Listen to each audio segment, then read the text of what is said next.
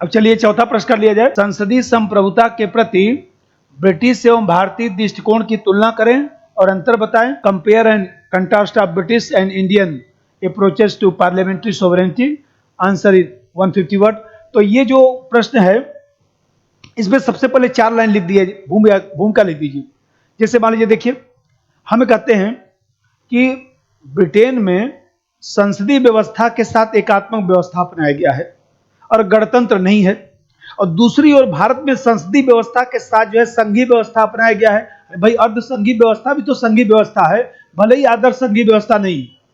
तो भारत में जो है संसदीय व्यवस्था के साथ जो है अर्ध संघीय व्यवस्था अपनाया गया है। तो ये जो दो तरह की प्रणालियों का जो सम्मिश्रण दिखाई देता है, और भारत में गणतंत्र भी है, इसके कारण जो है संसदीय जो संप्रभुता है उसके प्रति भारत और ब्रिटिश संविधान में जो है अंतर दिखाई देता है। पहले तो कंसेप्ट क्लियर, उसके बाद तुरंत जो है बताता ही हूं, ऐसे कॉलम खींचिए और तुरंत 1 2 3 4 5 अंतर लिख दीजिए। पढ़ा रखा हूं, भारत का संसद और ब्रिटेन का संसद, उसमें लिखवा रखा हूं, वही लिखना है। अब देखिए पहला चीज क्या हुआ, ब्रिटेन में अलिखित संविधान है, तो वहां पर परंपरा है, रूढ़ियां हैं, अभिसमय है, तमाम चीजें पाई जाती हैं। तो ऐसी स्थिति में देखते हैं कि वहां पर जो संसदीय संप्रभुता है वो एक प्रकार से जो है परंपरागत स्वरूप में चल रहा है, और हमारे यहाँ तो लिखित संविधान है, अधिकांश बातें लिखित हैं, परंपरा अभिसमय कम है। तो हमारे यहाँ जो संविधान में लिखा है उसी के अनुसार सब व्यवस्था ज्यादा चलता है। अब सबसे बड़ा बात है, दूसरा बात देखिए, पॉइंट पे बोल देता हूं, संसदीय संप्रभुता, जब ब्रिटेन में संसदीय संप्रभुता है वहां पर न्यायिक सर्वोच्चता तो है नहीं। आप देखते हैं इसीलिए तो न्यायपालिका वहां पर 2005 में सुप्रीम कोर्ट बना है। उसके पहले वहां प्रिवी काउंसिल चलता था।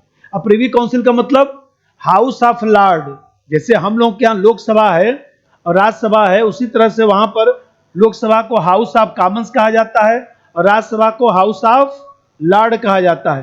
तो हाउस ऑफ लॉर्ड का जो चांसलर, अध्यक्ष, लॉर्ड चांसलर, और इसके 9 विधि सदस्य मिलकर जो बनते थे समिति, उसी को प्रिवी काउंसिल कहा जाता है। प्रिवी काउंसिल को 2005 में समाप्त करके सुप्रीम कोर्ट बना दिया गया, लेकिन सुप्रीम कोर्ट को वहां पर अधिकार नहीं होगा। क्यों? क्योंकि संसदीय सर्वोच्चता है ना वहां पर। अब भारत में देखिए, भारत में संसदीय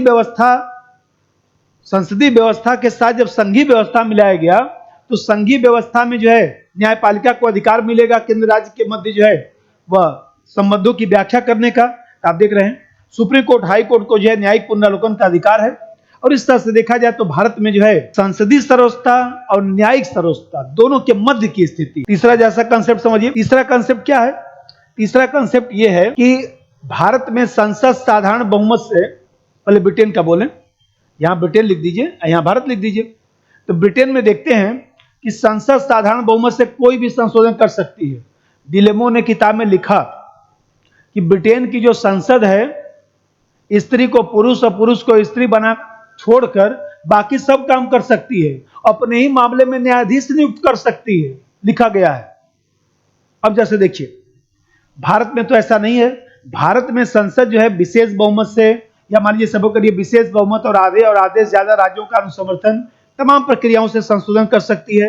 और न्यायपालिका जो है उसका न्यायिक पुनरावलोकन कर सकती है, अवैध घोषित कर सकती है। जैसे एनजेएससी को अवैध घोषित किया गया, जैसे 97वां संविधान संशोधन द्वारा सहकारी जो समितियां बनाया गया, उसमें अनेक प्रावधानों को सुप्रीम कोर्ट ने जो है वह देखा जाए तो सेपरेशन ऑफ पावर के सिद्धांत का प्रयोग करके, डॉक्ट्रिन ऑफ सेवरेबिलिटी का प्रयोग करके जो है अवैध घोषित कर दिया बहुत सारे क्लास को।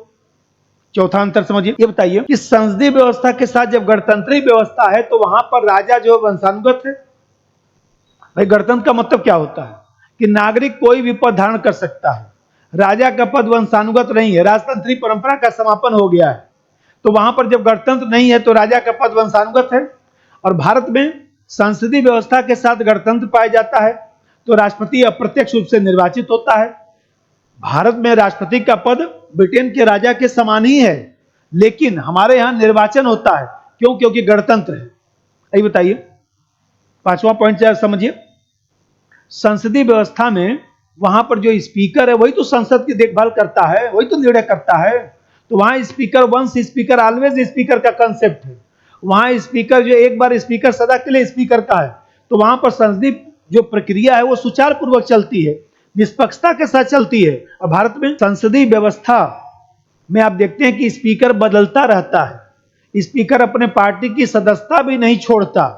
आप देखते हैं कि कभी कभी लोगों को बोलने भी नहीं देता, और इस तरह से संसद में जो है निष्पक्ष व्यवहार नहीं कर पाता है। यही बताइए, अभी बताया हूं कि वहां पर हाउस ऑफ कॉमन्स और हाउस ऑफ लॉर्ड है, तो वहां पर हाउस ऑफ लॉर्ड कमजोर है। विश्व का सबसे जो है वह देखा जाए तो कमजोर उच्च सदन किसका है? ब्रिटेन का हाउस ऑफ लॉर्ड। अरे भाई, लोकसभा को हम लोग क्या कहते हैं? लोकसभा को हम लोग प्रथम सदन कहते हैं, राज्यसभा को हम लोग द्वितीय सदन कहते हैं, लोकसभा को जो है हम लोग निम्न सदन कहते हैं, राज्यसभा को जो है उच्च सदन कहते हैं। तो उच्च सदन है हाउस ऑफ लॉर्ड, वो विश्व का सबसे कमजोर सदन है।